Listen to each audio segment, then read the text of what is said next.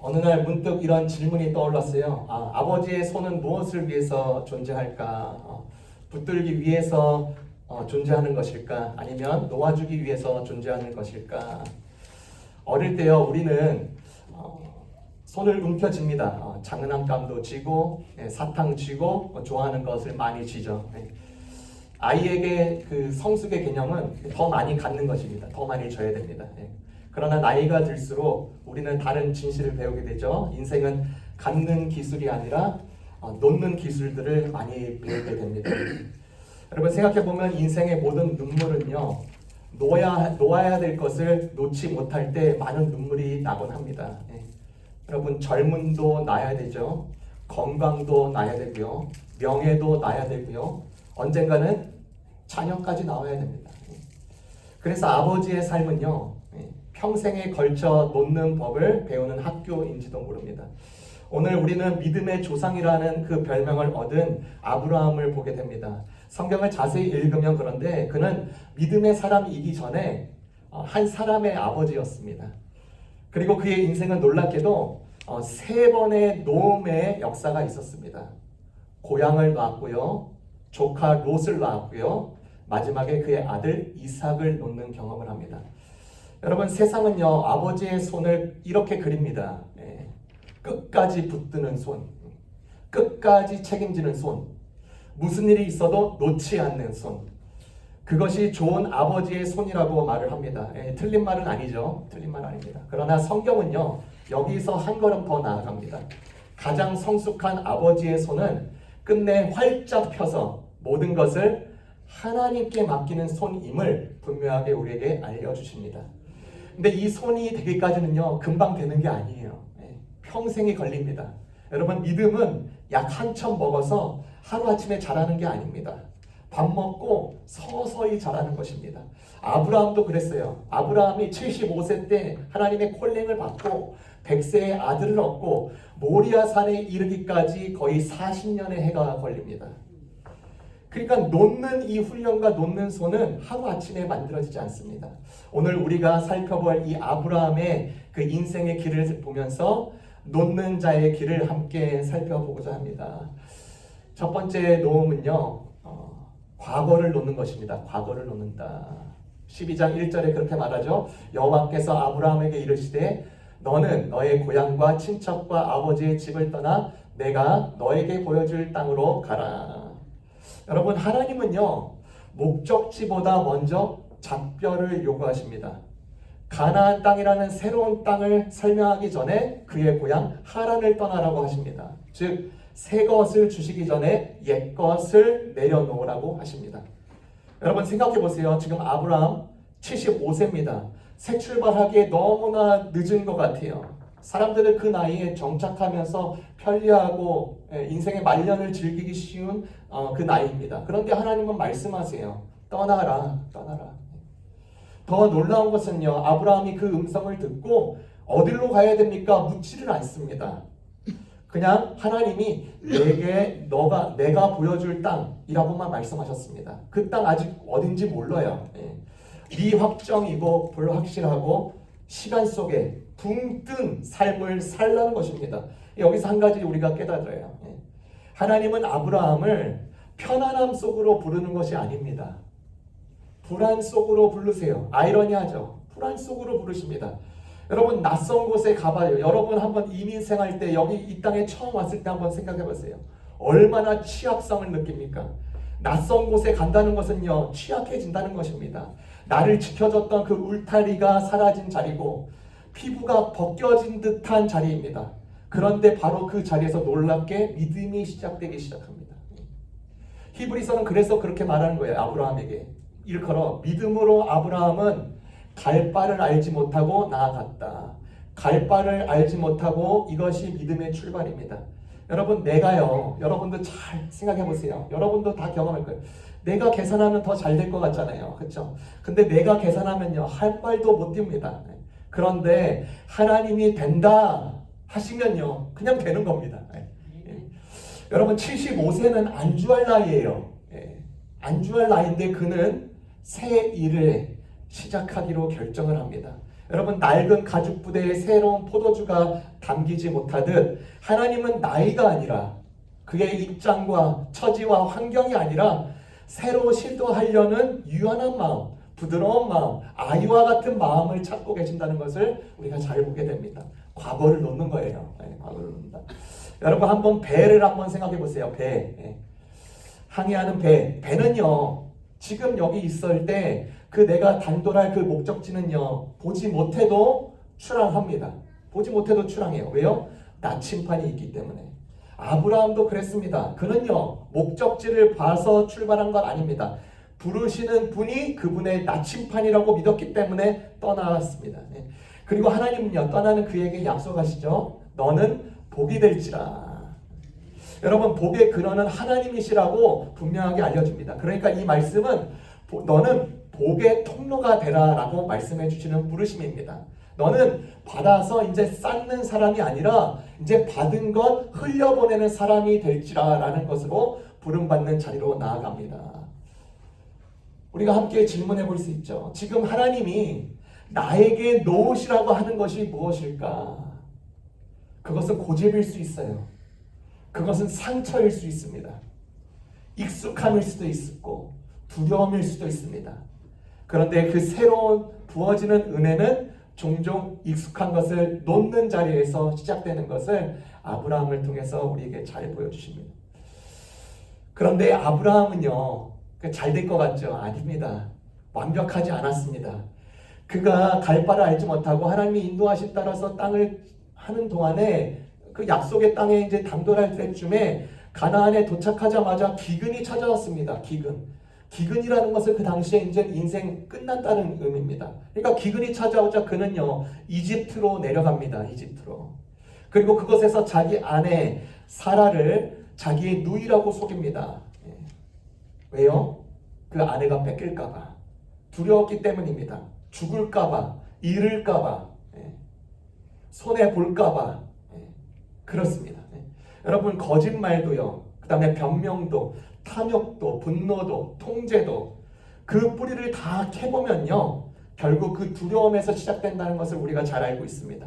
나를 지키려는 마음이 너무 강해서 하나님을 신뢰하는 자리를 잃어버릴 때가 있습니다. 자기를 보호하는 본능이 계속 일어나는 거예요.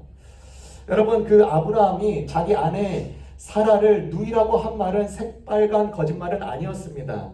사실 태생적으로 보면 그 자기 아내는 실제로 그의 이복 누이였습니다. 멀리 따져보면요. 그때 당시에는 이복 누이와 결혼할 수도 있었어요. 네. 그러나 절반만 말한 것이 사람을 속이게 됩니다. 그 땅의 리더십을 속이게 되는 거예요. 여러분, 정직이란 것은요, 굽지 않은 말입니다. 한쪽만 말하는 거예요. 부분만 말하는 거예요. 그래서 듣는 이로 하여금 오해하게 만드는 거죠. 전체를 말하고 진실되게 굽지 않게 말하는 것이 정직인데 아주 부분적으로만 말을 해서 자기를 지키는 마음 때문에, 자기를 지키려는 말 때문에 늘 절반의 진실 속에 살아갈 수 있다. 여러분, 이 아브라함의 모습을 보시면 아버지들도요, 우리 아버지들도 다 똑같습니다. 다르지 않습니다. 자녀를 통제하는 이유가 늘 사랑만은 아닌 경우가 많습니다. 아버지 왜 자리에 입장했을 때 아버지 왜 저렇게 그럴까? 그런데 그 아버지가 왜 그럴까요? 불안하기 때문입니다. 불안하기 때문에, 두렵기 때문에, 불안해서 그런 경우가 정말 많습니다. 내가 그린 그림에서 그 아이가 벗어날까봐 두렵기 때문입니다. 보호하려고 하는 거예요. 그런데 철학자 칸트가 아주 중요한 말을 했습니다. 사람을 수단이 아니라 목적으로 대하라 라는 말을 했습니다. 그런데 우리가 가장 사랑하는 자녀조차 내 불안을 잠재우는 수단으로 삼을 때가 많더라. 사랑이라는 이름으로 아이를, 자녀를 물건처럼 수단으로서만 다룰 때가 있다. 왜요? 자기를 보호하려고. 여러분, 우리는 자녀를 사랑하고 있는가 아니면 통제하고 있는가? 나는 하나님을 신뢰하고 있는가 아니면 나 자신을 여전히 내 자기 보호 속에서만 계속 갇혀 있는가? 아브라함의 그림자는요, 우리의 그림자이기도 합니다. 그런데 하나님은요, 참 좋으신 하나님이세요. 그 그림자를 낀 그 아브라함 그 자체로 그를 데리고 다니십니다. 두 번째 아브라함은 무엇을 놓느냐? 롯을 놓습니다. 당연한 권리를 놔요. 창세기 13장에 가보면 우리가 잘 알고 있는 내용이죠. 아브라함과 그의 조카 롯이 함께 동반해서 살았습니다. 그 조카 롯의 부모님이 일찍 돌아가셨기 때문에 그 아브라함의 조카도 같이 거들어서 키웠던 것이에요. 그런데 이제 아브라함과 그의 조카 사이에 그 키우는 그 목자들이 양이 너무나도 많아졌어요. 그러니까 함께 살기에도 너무나도 이제 버거운 사이가 됐습니다. 그러니까 다툼까지 생기게 되었습니다. 가축이 너무 많아져서 이제 한 땅에서 함께 살 수 없는 그 지경이 되었던 것이죠. 그래서 이제 아브라함이 이제 어떤 제안을 하는 것입니다. 우리 함께 살 수 없겠구나. 그래서 이제 선택권은 아브라함에게 있었습니다. 그는요, 어른이었고 가장이었고 하나님의 언약의 주인공이었습니다. 당연히 좋은 땅을 먼저 택할 권리가 있었습니다. 그런데 놀랍게도 그는요, 아브라함은 조카 롯에게 먼저 고르라고 합니다. 13장 9절에 보니까 너가 좌하면 네가 저쪽 땅을 취하면 나는 우측 땅을 취하고 너가 우측 땅 쪽을 취하면 나는 좌측 땅 쪽을 취하리라. 여러분, 왜 이렇게 할 수 있었을까요? 아브라함은 땅보다 약속을 믿었기 때문입니다. 롯은요, 조카 롯은 내가 취하겠다. 내가 저 땅 취해야지. 우리 작은 아버지가 아니 나한테 이런 기회를 줘. 그래, 내가 이 땅 취하겠다 생각했지만 아브라함은 하나님이 주신다라고 믿었습니다. 여기서 우리가 깊게 생각할 부분이 있죠. 아브라함은 자기 아들, 후에 있을 자기 아들을 놓기 전에 이미 조카 롯을 연습을 하고 있었던 것입니다. 여러분, 작은 순종이 큰 순종을 준비하게 된다는 것이에요. 여러분, 위대한 믿음은 하루에 아침에 생기는 게 아닙니다. 모리아에 있었던 그 순종은 75살 때 있었던 작은 순종들이 계속 조금씩 일어나면서 뭉치면서 이게 굴려지면서 그렇게 맺은 열매였던 것입니다. 여러분, 놓는 것, 내 권리까지 놔야 돼? 여러분, 놓는다는 것 할 때 우리가 생각할 때 우리가 흔히 잊는다라고 생각을 합니다. 그래, 정말 그럴까요? 어느 목사님이 책에다가 이런 문구를 썼습니다. 우리 잘 알고 있는 남한강이 있고 북한강이 있습니다. 남한강은 남을 버렸고 북한강은 북을 버려서 마침내 한 곳에 모여 한강이 되었다. 그러니까 남한강에 남자 빼고 북한강에 북자 뺐는데 나중에 모여서 한강이 됐다. 버렸는데 더 큰 강이 됐다는 것입니다. 여러분, 버림은요, 내가 사라지는 일이 아니라 더 큰 몸을 얻는 일인지 모릅니다. 그래서 놓았다는 것은 결코 잃었다는 것이 아닙니다. 더 큰 강으로 가는 길이 있음을 우리에게 알려줍니다. 아브라함이 이제 조카 롯을 놓아 이제 자기의 앞날이 우울해졌나요? 아닙니다. 더 작아지지 않습니다. 오히려 하나님의 약속 안에서 더 커지는 사람이 점점 되어갑니다. 세 번째 아브라함이 무엇을 놓았는가? 이삭을 놓습니다. 이제 창세기 22장에 도달하는 거예요. 하나님이 말씀하시죠. 2절에 여호와께서 이르시되 너의 아들 너의 사랑하는 독자 이삭을 데리고 모리아 땅으로 가서 내가 네게 일러준 한 산 거기서 그를 번제로 드려라. 여기서 놀라운 단어가 하나가 있어요. 모리아 땅으로 가라. 그쵸? 가라라는 뜻입니다. 우리가 아까 창세기 12장에 봤던 그 가라라는 명령과 똑같은 명령입니다. 히브리어로 레카라는 같은 말입니다. 그러니까 창세기 12장에 있었던 가라는 너의 과거를 놓으라라는 명령이었고, 지금 여기서 가라는 이 가라의 뜻은 너의 미래를 놓아라라는 명령입니다. 첫 번째 가라는 아버지의 집을 떠나라는 길이었고, 이 마지막에 나오는 이 가라는 아들을 내려놓는 길이었습니다. 그러니까 아브라함의 인생은 이렇게 두 번의 가라 이 사이에 걸려있는 인생이었습니다. 여러분 생각해 보세요. 이 이삭이 어떤 아들입니까? 단순한 아들이 아닙니다. 이 이삭은 꿈이에요. 이 이삭은 희망입니다. 정체성입니다. 미래입니다. 노년의 웃음입니다. 100세에 얻은 웃음이기 때문에 그의 아들을 이삭이라는 웃음이라는 뜻으로 그의 아들을 줬을 정도예요. 노년의 웃음이에요. 그래서 하나님은 지금 묻고 계십니다. 아브라함아, 너는 나를 사랑하느냐? 아니면 내가 준 선물을 사랑하느냐? 여러분, 창세기 22장은 절대로 이삭 시험이 아닙니다. 사랑 시험입니다. 사실 아브라함에 더 큰 문제가 있었습니다.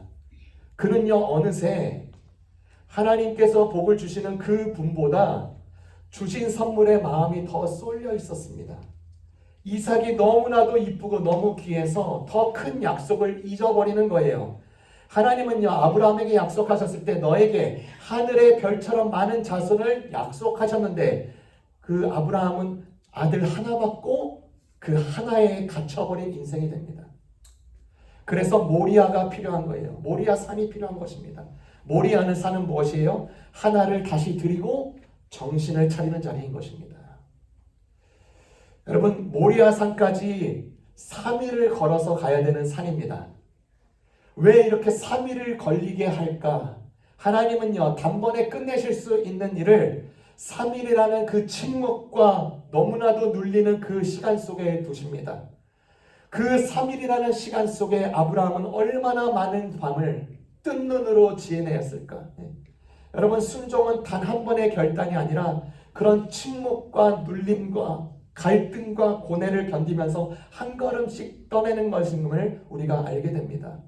여러분, 신앙은 그래서 여정이에요. 하나님께서 주신 것을 사랑하는 단계에서 하나님 자신을 사랑하는 단계로 건너가는 여정과 똑같습니다. 여러분, 모리아 산은요, 아브라함이 하나님을 잃어버리는 산이 아닙니다. 모든 것을 내려놓고 하나님만 남는 산으로, 그 산으로 초대하고 계시는 것입니다. 우리에게 도전하죠. 이 말씀은 우리에게 계속 도전합니다. 내 인생의 이삭은 무엇일까? 내 인생의 이삭은 자녀일까? 내 인생의 이삭은 성공일까?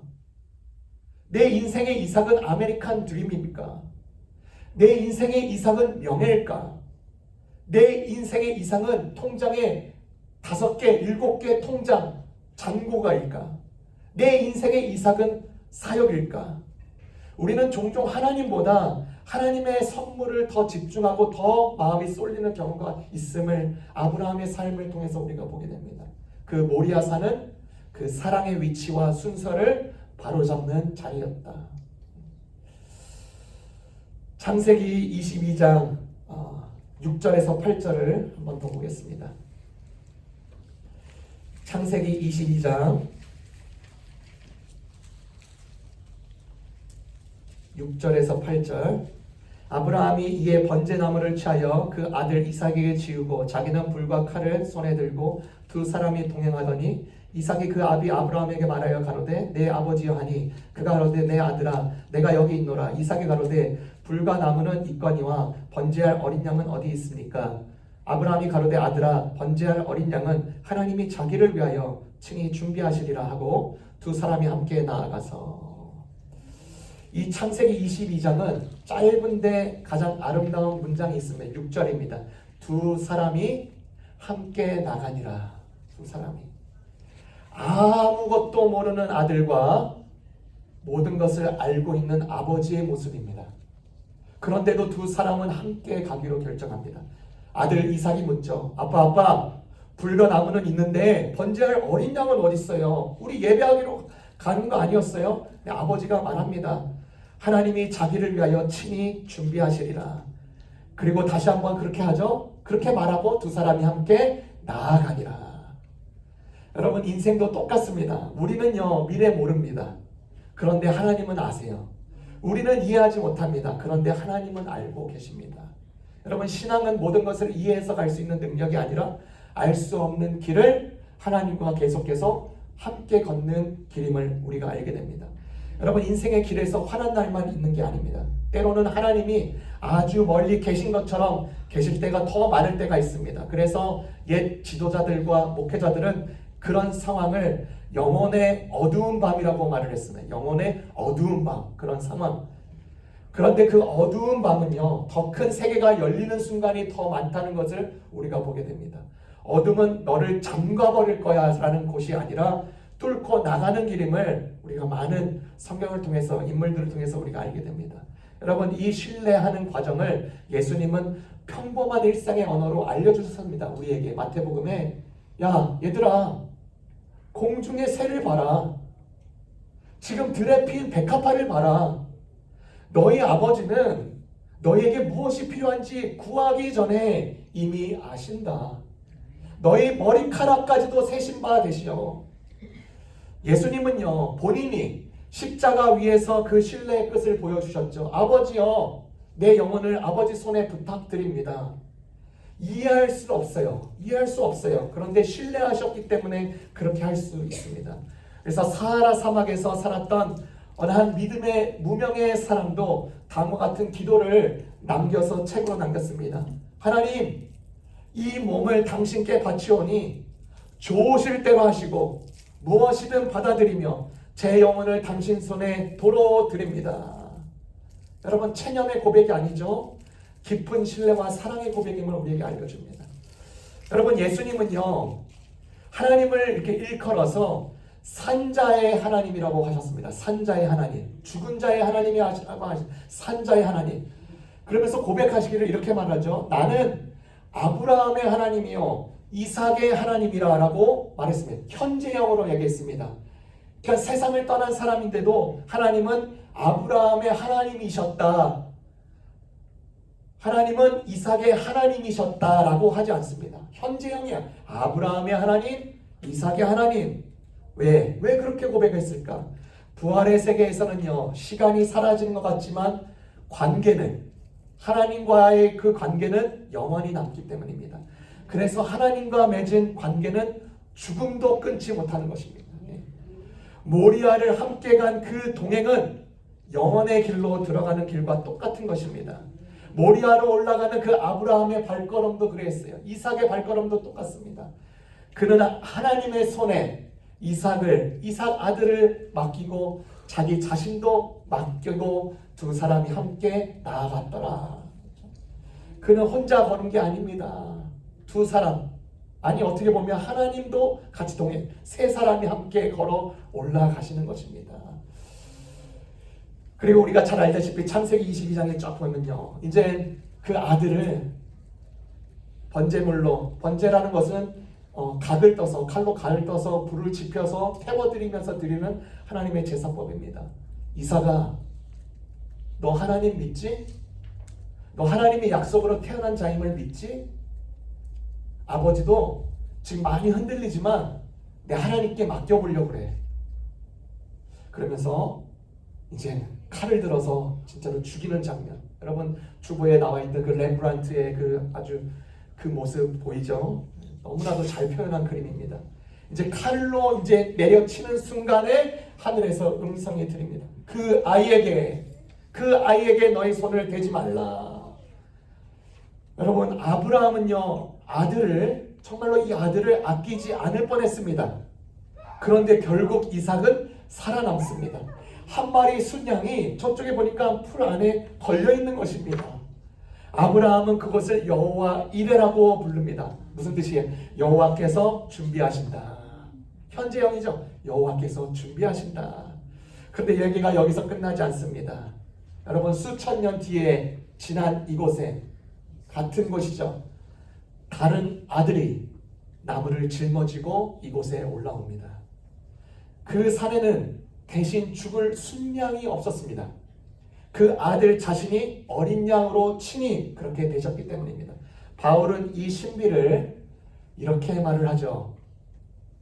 자기 아들을 아끼지 아니하시고 우리 모든 사람을 위하여 내어주신 이가 어찌 그 아들과 함께 모든 것을 우리에게 주시지 아니하겠느냐. 여러분, 아브라함은요, 아들을 드리려고 했습니다. 그런데 하나님은 아들을 실제로 내어주십니다. 모리아에서 하나님은요, 아브라함의 손을 멈추셨습니다. 그런데 갈보리에서는요, 아무도 하나님의 손을 멈추지 못했습니다. 아브라함의 이삭은 살았고 하나님의 아들은 죽으셨습니다. 여러분 여기서 복음이 보이는 것이죠. 그렇죠?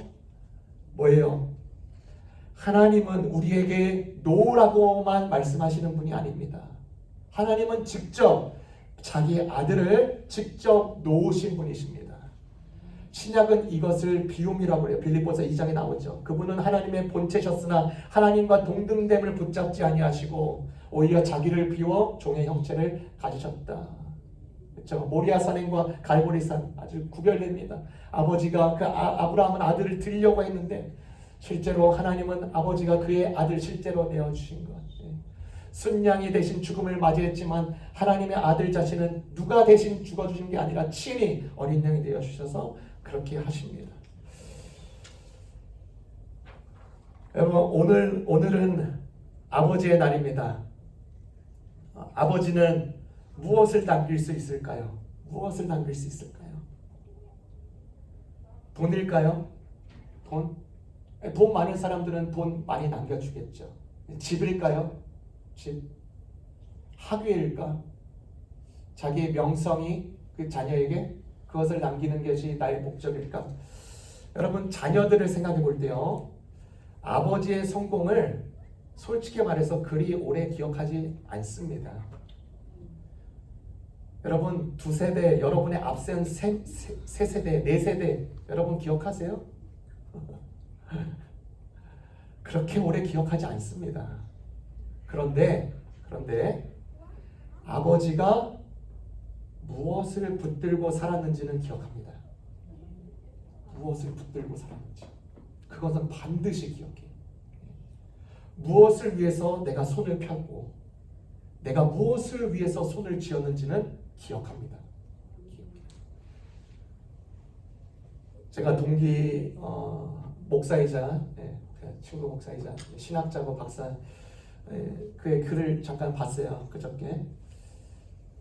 동갑이죠. 그런 글을 올려놨더라고요. 내가 앞으로 40년을 더 살 거라고 가정을 한다면 내가 앞으로 이제 12년을 더 잘 거고 그럼 나에게 28년이 남았구나. 그 글을 딱 써놨어요. 저도 여러분 자는 시간을 어떻게 뺄 수 있어요? 그렇죠? 자는 시간 어떻게 뺄 수 있어요? 그럼 우리가 앞으로 5년, 누군가 혹은 10년, 혹은 15년 그런 기간 속에서 내가 무엇을 붙들고 살았는지, 내가 무엇을 위해서 손을 펴고 살았는지, 그렇죠? 그것은 반드시 자녀들을 통해서, 가족을 통해서 반드시 기억됩니다. 여러분 아브라함은요 완벽한 아버지가 아니었습니다. 실수가 많았어요. 넘어짐이 많았어요. 이럴 정도입니다. 두려움도 참 많았습니다. 우리가 믿음의 조상이라고 말만 계속 그렇게 말해서 그렇지 실수 많고 두려움도 많은 아버지. 그런데 그는 방향을 잃지 않았네. 나침반 내가 그래 끝까지 인생 한번 붙들고 갈게. 나침반 주머니 안에 하나님의 약속이죠. 넘어졌는데 다시 돌아왔고 흔들렸는데 떠나지 않고 실패했는데 언약을 버리지 않았습니다. 그래서 그를 믿음의 조상이라고 부른 거예요. 여러분 우리가 받은 것을요 당연하게 여길 때가 많습니다. 그런데 세상에는 당연한 것이 하나도 없더라. 당연한 세계는요 감사가 없습니다. 받을 줄 아는 사람이 흘려보낼 수 있는 것입니다. 그래서 시편 기자가 묻죠. 주께서 내게 주신 모든 은혜를 내가 무엇으로 보답할꼬? 여러분 지금 우리가 누리고 있는 모든 것은요 당연한 것이 아니라 하나님의 은혜와 섭리 가운데 선물로 주어졌음을 깨달았을 때 사람은 더 이상 채권자처럼 살지 않게 됩니다. 받기만 바라던 손이 사랑의 빛으로 풀러버리고 갚는 손으로 바뀌는 것입니다. 여러분 그래서 흘려보내는 사람을 성경은 의인이라고 말을 해요. 성경의 의인은 혼자 구원받아야 만족하는 사람이 아닙니다.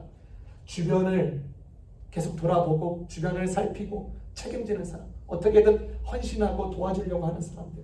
여러분 소돔을 보세요. 소돔과 고모라 죄인이 많아서 망한 것이 아니라 책임지는 의인 10명이 없어서 망했습니다.